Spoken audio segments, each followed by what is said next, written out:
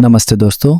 मैं आज आपको एक ऐसी कहानी सुनाने आ रहा हूँ जो शौर्य, प्रतिष्ठा और संघर्ष से भरी है। ये कहानी है महार समुदाय की, जिन्होंने सदियों तक अनेक चुनौतियों का सामना किया, फिर भी अपनी पहचान और स्वाभिमान को बरकरार रखा। इस कहानी में हम भीमा कोरेगांव के युद्ध और डॉक्टर बाबा साहेब अम्बेडकर के योगदान पर भी बात करेंगे। महार समुदाय का प्राचीन इतिहास। अगर आप भारत के इतिहास को गहराई से देखेंगे तो आपको कई ऐसे पन्ने मिलेंगे जहाँ कुछ समुदायों को उनके न्यायिक अधिकारों से वंचित रखा गया। इनमें से एक था महार समुदाय, जिन्होंने समय के हर दौर में अपरिमित कठिनाइयों का सामना किया।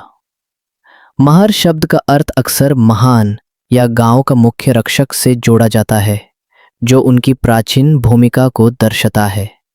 वे मूल रूप से महाराष्ट्र के निवासी थे और उनकी एक लंबी और गौरवशाली परंपरा रही है। प्राचीन काल में महार लोग गांव की सुरक्षा, सीमा की रखवाली और गांव की व्यवस्था में महत्वपूर्ण भूमिका निभाते थे। वे योद्धा थे, किसान थे और कला के भी जानकार थे।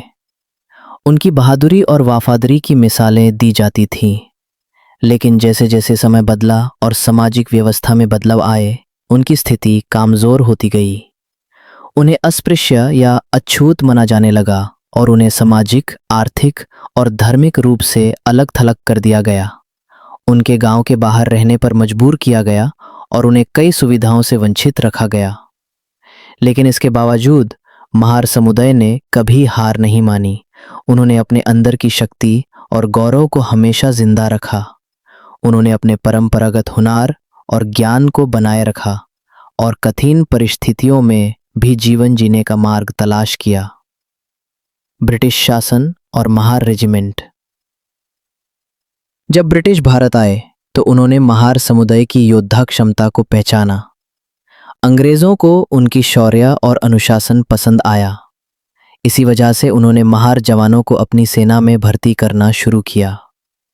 महार रेजिमेंट एक प्रसिद्ध और बहादुर रेजिमेंट बनी, जिसमें महार सैनिकों ने अपनी वीरता और पराक्रम का प्रदर्शन किया। उन्होंने ब्रिटिश सेना के लिए कई लड़ाइयों में हिस्सा लिया और अपनी जान की बाजी लगा दी। लेकिन यहाँ भी एक विपरीत परिस्थिति थी।